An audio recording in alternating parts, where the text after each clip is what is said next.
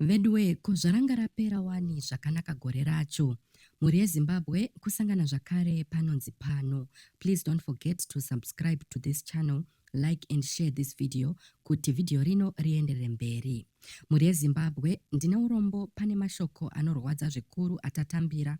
Pane accident tsaona yakaipisisa yaitika about an hour ago. Yaitika along Willowvale Road. Iyo road inoenda kunana Budiriro Glenview area. Kombi iri kunzi yanga ichibva kutown yakananga kuGlenview. Kombi iyi yaita kuparara kufonyoka netsaona iyi. Vanhu vazhinji vafira paspot, vamwewo ndo varemadzwa netsaona iyi. Hatisati tave nefull information maererano neaccident iyi kuti zvanyatsofamba sei kuti kombi iyi iite sokudaro. So tiri kutambudzika zvikuru nekuda kwetsaona iyi inorwadza yaitika. Tinopa mashoko edu enyaradzo kuhama neshamwari dzevashayika.